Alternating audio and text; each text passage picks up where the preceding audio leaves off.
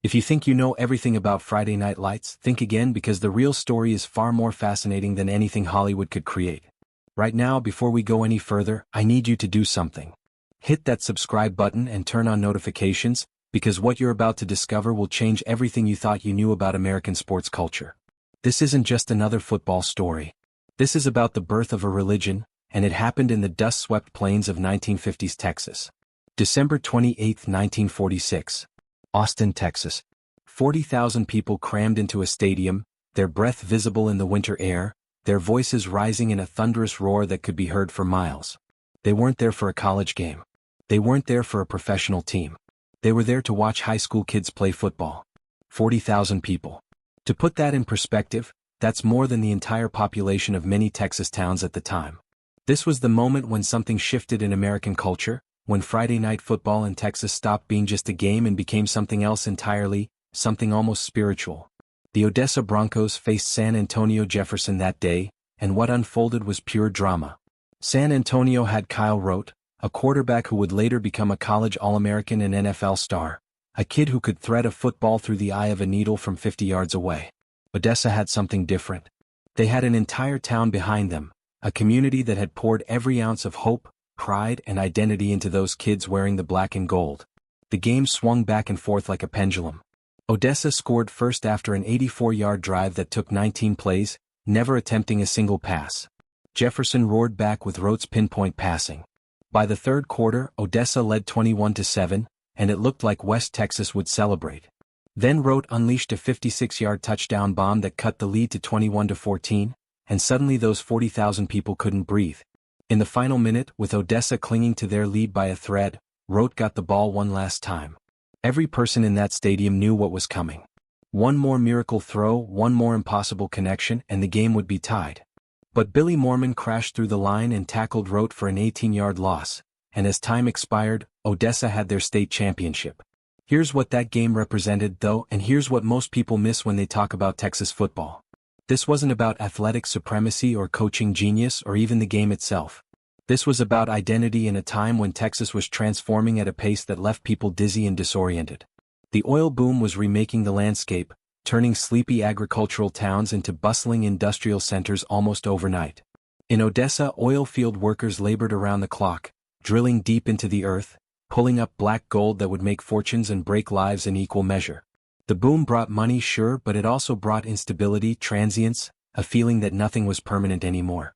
In that chaos, football became the anchor, the one constant that people could rely on, the thing that said no matter how much changes, we're still us, we're still a community, we're still Texas. The 1950s amplified everything that had been building. In 1951, the University Interscholastic League, which governed Texas high school sports, implemented a new classification system that would change the game forever. Schools were divided into categories based on enrollment. Class Quad A for the largest schools, down through AAA, AA, A and B, with separate divisions for 6-man and 8-man teams. For the first time, schools would compete against others their own size, which meant more communities had a legitimate shot at glory. That first year, 1951, Lubbock High School carved their name into history by winning the first ever Class Quad A state championship, defeating Baytown Robert E. Lee 14-12 in Dallas. The following year, Lubbock did it again, beating the same opponent 12-7, establishing themselves as a dynasty and proving that West Texas football was no fluke. But championships were only part of the story. What was happening in the stadiums, in the stands, on those Friday nights, that's where the real magic occurred. Imagine this scene, because it played out in towns across Texas every single week during football season. The sun begins to set over the plains, painting the sky in shades of orange and purple that seem almost unreal. Main Street, usually bustling with activity, goes quiet. Stores close early. Restaurants shut their doors. The only place with any life is the high school stadium, and it's overflowing. Grandparents who barely remember their own high school days are there. Parents who work 2 jobs to make ends meet are there. Kids who won't be old enough to play for another decade are there, wearing miniature jerseys, dreaming of the day they'll run out of that tunnel. This wasn't just a football game. This was church, and Friday night was the Sabbath. The ritual began hours before kickoff. In the school gym, the entire student body would gather for the pep rally. The marching band, uniforms pressed and instruments gleaming, would blast the fight song until the walls shook. Cheerleaders in pleated skirts and saddle shoes would lead chants, their voices cutting through the noise, whipping the crowd into a frenzy. Then the football team would be introduced, each player's name met with thunderous applause, and in that moment, those teenage boys weren't just students anymore. They were warriors, representatives of everything the town believed in, carriers of collective dreams. If you're enjoying this deep dive into the real history of Friday Night Lights, do me a favor right now. Drop a comment below and tell me which state you think has the best high school football culture. Is it Texas or does somewhere else have a claim? And if you haven't already, smash that like button because we're just getting to the good part, and trust me, you don't want to miss what's coming next. The stadiums themselves were cathedrals, and Texas communities poured resources into them that would seem insane by any rational measure. In the 1950s, at a time when school buildings were often cramped and underfunded, when textbooks were outdated and classrooms overcrowded, towns would come together to build football palaces. These weren't modest facilities with a few bleachers. These were structures designed to inspire awe, to make a statement, to declare that this town, this community, took football seriously. The investment went beyond money. It was time, labor, community pride all poured into concrete and steel. When a town built a new stadium, it wasn't just construction. It was a declaration of identity, a monument to what mattered. Odessa understood this better than most. Their 1946 championship run had established them as a football power, but they wanted more. When their population boomed again in the 1950s, the town knew they needed something bigger. In 1959, they opened Permian High School, a second high school designed to accommodate the growing population. That split created something unexpected and powerful, a rivalry within the same town. Odessa High School, the Broncos, the established powerhouse, suddenly had competition from Permian High School, the Panthers, the new kids determined to prove themselves. Meanwhile, just 20 miles away, Midland was watching and plotting. In 1961, they opened Robert E. Lee High School, and the stage was set for what would become perhaps the most famous high school football rivalry in America. But we're getting ahead of ourselves. Let's stay in the 1950s because that decade was when the pieces all came together, when the intensity reached a level that would define Texas football for generations to come. The classification system created by the UIL in 1951 meant that suddenly, schools that had never had a shot at a championship now had hope. Small towns that had been perennial underdogs could now compete for titles. The impact was immediate and dramatic. Communities that had supported their teams with quiet dedication suddenly erupted with championship fever. Towns like Breckenridge, Giddings, Arlington, and dozens of others found themselves in title games, and when they won, the celebrations were like nothing anyone had seen before. In 1953, Odessa made it back to the state championship game, facing Houston Lamar in a clash of titans. This time Odessa came up short, losing 33-7, but the loss didn't diminish the town's passion. If anything, it intensified it. In Odessa, and in towns like it across Texas, football became the lens through which everything else was viewed. Business deals were structured around game schedules. Wedding dates were chosen to avoid conflicts with playoffs. When a child was born in football season, fathers would joke about whether the baby would play offensive or defensive line. It sounds like exaggeration, but anyone who lived in Texas during that era will tell you it's not. The players themselves became larger than life. In a small Texas town in the 1950s, the star quarterback or running back wasn't just popular, he was royalty. On game days, players would wear their jerseys to school, a symbol of their status, and the hallways would part as they walked through. Lockers would be decorated by adoring classmates, usually girls who saw the football players as heroes in a very literal sense.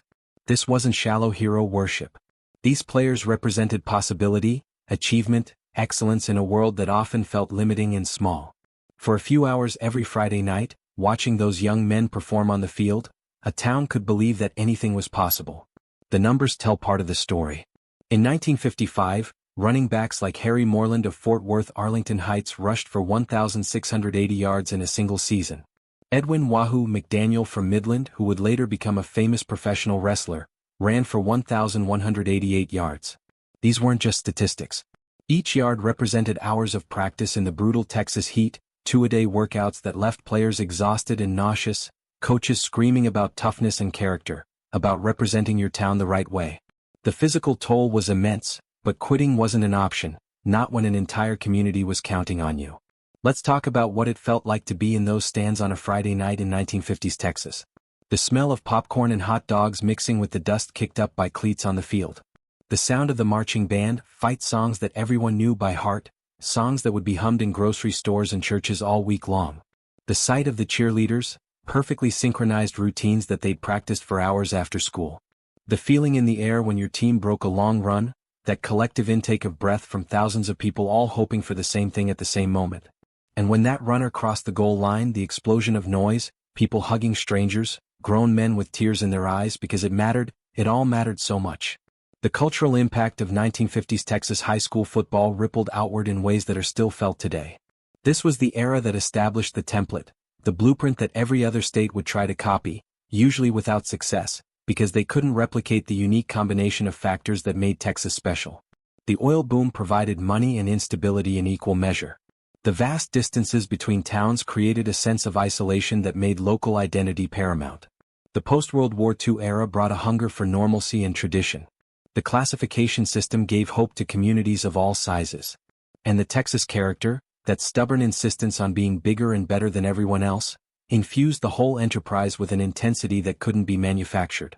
Before we go any further, I want you to do something for me. If this video is making you see Friday Night Lights in a completely new way, share it with someone who loves football, who loves history, or who just loves a great story. Hit that share button right now. And make sure you're subscribed with notifications on, because we post videos like this that dig deep into the stories nobody else is telling. Now let's get back to the 1950s and finish this journey. The coaches of that era were different from what we see today.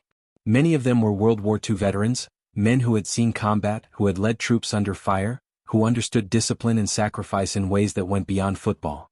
They brought that military mindset to the practice field, and their players responded. These coaches weren't just teaching football. They were teaching life lessons, character development, what it meant to be a man in 1950s America.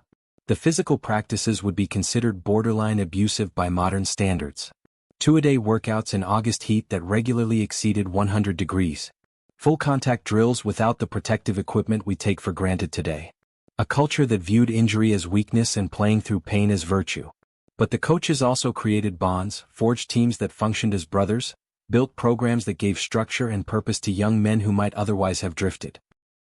The 1954 state championship showcased the power of West Texas football when Abilene defeated Houston SF Austin 14-7, bringing another title to the region. The following year, Abilene repeated as champions, destroying Tyler 33-13 and cementing their dynasty. These back-to-back championships by Abilene demonstrated something important about 1950s Texas football. Success wasn't random or accidental. It was built on systems, on coaching trees, on a culture of excellence that demanded consistency. Abilene didn't just get lucky twice. They built a program that attracted talent, developed players, and executed under pressure. The rivalry between districts became as intense as the championship games themselves. In West Texas, the annual district meeting in December 1953 became the stuff of legend when businesses in Pampa, Borger, and Amarillo gathered thousands of signatures in a petition fight, demonstrating that football politics could mobilize communities just as effectively as the games themselves. These weren't just administrative decisions about scheduling and alignment. These were battles for identity, for rivalry preservation, for the right to compete against schools that mattered to your town. When the dust settled and Borger and Pampa were allowed to remain in their district by unanimous vote, the relief was palpable, because those rivalries were sacred. They were part of what made Friday nights meaningful. The media of the era, limited as it was compared to today, recognized the phenomenon. Newspapers devoted entire sections to high school football. Radio stations broadcast games live, announcers painting pictures with words for listeners who couldn't make it to the stadium. The coverage wasn't just reporting scores. It was storytelling, creating narratives about underdogs and dynasties, about redemption and heartbreak, about towns finding identity through the achievements of teenagers wearing helmets and shoulder pads. This media attention amplified the importance of the games, made them feel like events of genuine consequence, which in turn drove even more community investment and passion. By the end of the 1950s, the foundation had been poured and set. When Permian High School opened its doors in 1959, it didn't have to build a football culture from scratch. The culture already existed, refined and intensified over the previous decade, ready to be transplanted into this new institution.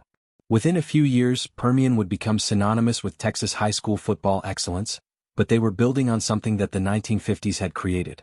The obsession, the investment, the community identity wrapped up in Friday night games, all of that was firmly established by the time the decade ended. It's important to understand what was lost and what was gained in this equation. The intense focus on football meant other aspects of school life often received less attention and fewer resources. Academic programs, fine arts, non-football athletics, all of these played second fiddle to the football program in many Texas towns. Students who didn't fit into the football-centered social hierarchy often felt marginalized. The pressure on young athletes was immense, sometimes crushing. Injuries were common and often poorly treated. The win-at-all-costs mentality could bring out the worst in people, leading to recruiting violations, grade manipulation, and other ethical compromises. These weren't minor side effects. They were real costs that real people paid. But for many Texans who lived through that era, the positives outweighed the negatives. Friday night football provided community cohesion in a time of rapid change. It gave young men purpose, discipline, and identity. It created memories that lasted lifetimes, bonds between teammates that transcended the game itself. It provided a space where excellence was celebrated, where hard work was rewarded, where a town could come together across social and economic divides and cheer for the same thing. In an increasingly fragmented and individualistic society, that kind of collective experience became increasingly rare and therefore increasingly precious. The 1950s also established the tradition of entire families organizing their lives around football seasons. Grandparents who had graduated decades earlier still attended every home game and many away games. Parents planned vacations around the football schedule. Younger siblings grew up in the stands, learning the cheers and traditions before they could read. This intergenerational transmission of football culture ensured its continuation and deepening over time. Each generation added its own layer of stories, heroes, and heartbreaks to the collective memory. The economic impact shouldn't be overlooked either. On Friday nights, local businesses thrived. Restaurants filled up with pregame and postgame crowds. Gas stations did brisk business as fans from out of town filled up their tanks. Hotels in playoff towns were booked solid. The football economy became a genuine economic driver for many communities, which in turn justified the investment in facilities and programs. This created a self-reinforcing cycle where success on the field translated to economic benefit, which funded better programs which led to more success. As we reach the end of this journey through 1950s Texas, it's clear that Friday Night Lights wasn't born in 1988 when H.G. Bissinger arrived in Odessa to chronicle that year's Permian team. It wasn't born in 2004 when the movie premiered or in 2006 when the television series began. The real birth happened 3 decades earlier in the 1950s, when oil booms and classification changes and post-war culture all collided in the vast plains of Texas to create something unprecedented in American sports culture.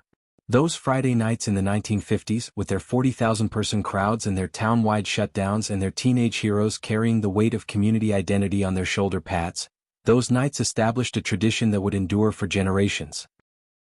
Odessa. The legacy of 1950s Texas high school football extends far beyond the state's borders. It influenced how America thinks about high school sports, about community identity, about the role of athletics in education. It created a model that other states tried to emulate, though none quite captured the unique intensity of the Texas version. It produced countless players who went on to college and professional success, but more importantly, it shaped the character of hundreds of thousands of young men who never played beyond high school but carried the lessons learned on those Friday nights throughout their lives. Today, when you attend a Texas high school football game and see the massive stadiums, the professional-level facilities, the crowds that dwarf many college games, the media coverage, the intensity, remember that you're witnessing something that was built in the 1950s. Every touchdown scored under those Friday night lights honors those Odessa Broncos who won in front of 40,000 people in 1946 and then kept winning throughout the 1950s. Every band playing a fight song echoes the bands that played in those dusty West Texas stadiums 7 decades ago. Every community coming together to cheer for their team is recreating what happened when the 1951 classification system gave every town hope and when the oil boom gave them resources to pursue glory. This is the real story of Friday Night Lights, not a story that began in 1988, but one that began in the 1940s and solidified in the 1950s when Texas was transforming, when communities needed something to hold on to, when football became more than a game and turned into a religion with Friday night as its holiest observance.